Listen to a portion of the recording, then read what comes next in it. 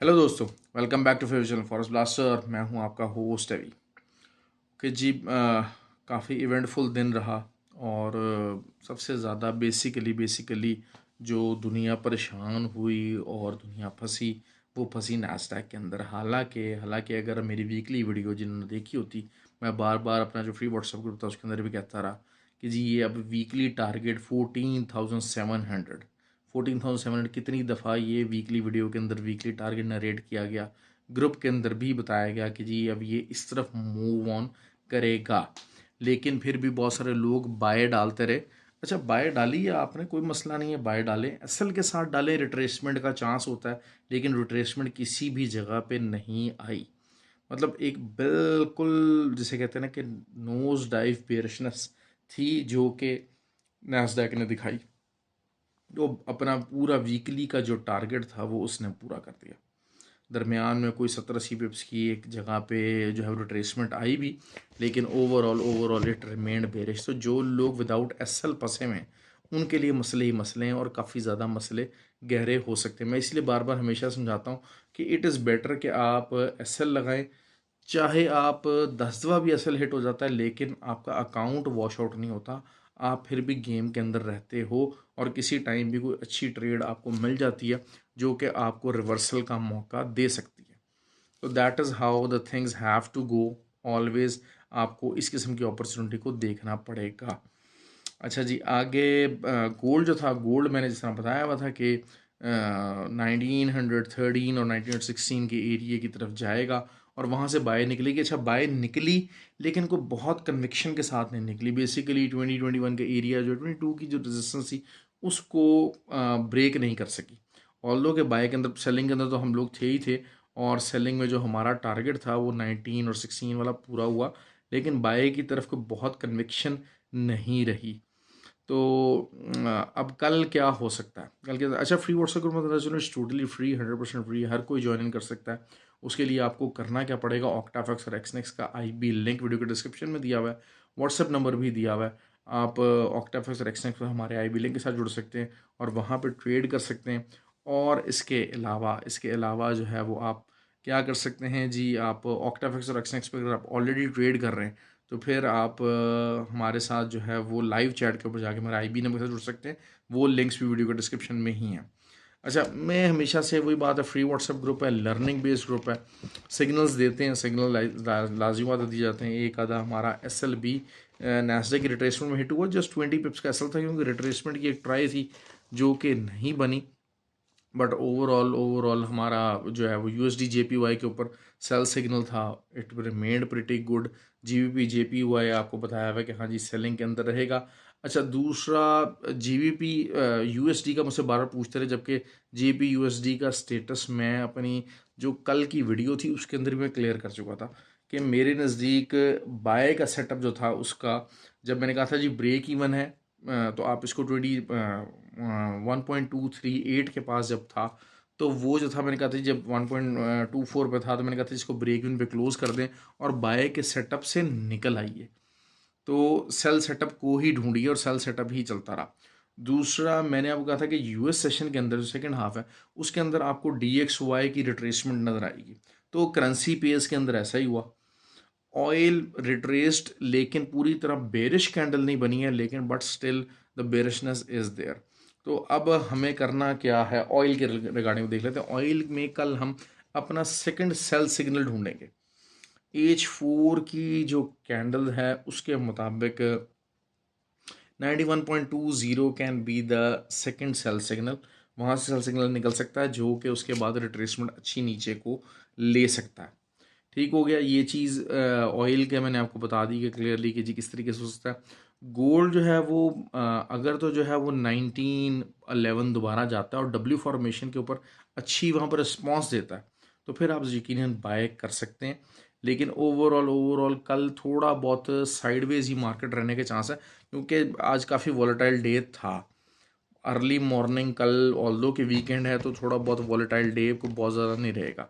दूसरा, नैस्डैक की अगर हम बात करते हैं तो वीकली और डेली सपोर्ट के ऊपर है अपने।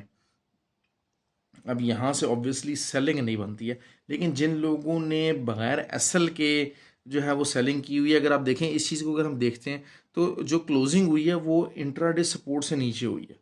अगर फ्राइडे की क्लोजिंग भी विदाउट रिट्रेसमेंट तो आनी आनी है, ये मैं आपको बात बता दूं। हाँ, ये ज़रूर हो सकता है कि शायद आपको 14,650 तक के लेवल के ऊपर जाके रिट्रेसमेंट आए, 100-150 पिप्स की रिट्रेसमेंट आ सकती है यहाँ से। कोई इसमें ऐसी कोई बड़ी लंबी चौड़ी बात नहीं है, द रिट्रेसमेंट कुड कम। और यहीं पे रिट्रेसमेंट आपको जो है वो अच्छा रिस्पॉन्स दे सकती है, लेकिन आपको चाहिए कि बहुत लंबी रिट्रेसमेंट का इंतजार ना किया कीजिए, क्योंकि it is into the bearish pressure. लेकिन वीकली सपोर्ट है। अगर रिट्रेसमेंट यहाँ से बन जाती है, कल की क्लोजिंग कल की क्लोजिंग 14,720 से ऊपर आ जाती है, तो फिर हम नेक्स्ट वीक के लिए एक अच्छी तगड़ी रिट्रेसमेंट जो कि 15,120 तक देख सकते हैं, 15,040 तक देख सकते हैं।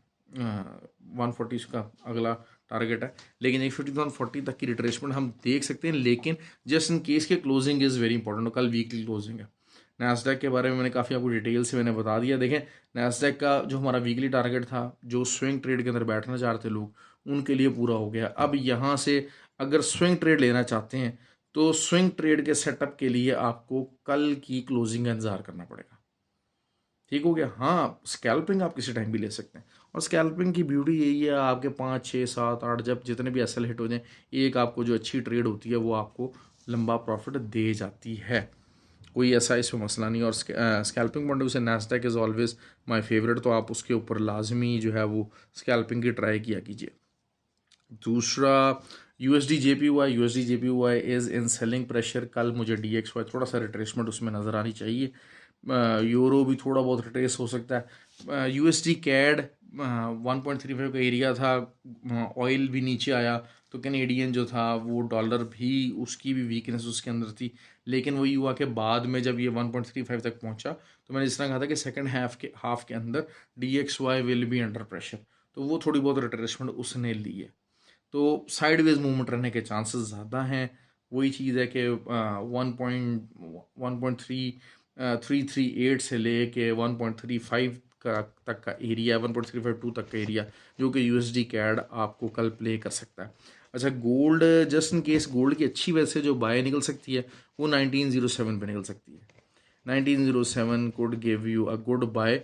लेकिन यही हो सकता है कि अगर कल US सेशन तक 1911 की सपोर्ट खड़ी हो जाती है, 1913 की सपोर्ट खड़ी हो जाती है और प्राइस उससे ऊपर रहती है, तो फिर वहाँ पर भी आपको एक अच्छा बाइंग का चांस मिल सकता है।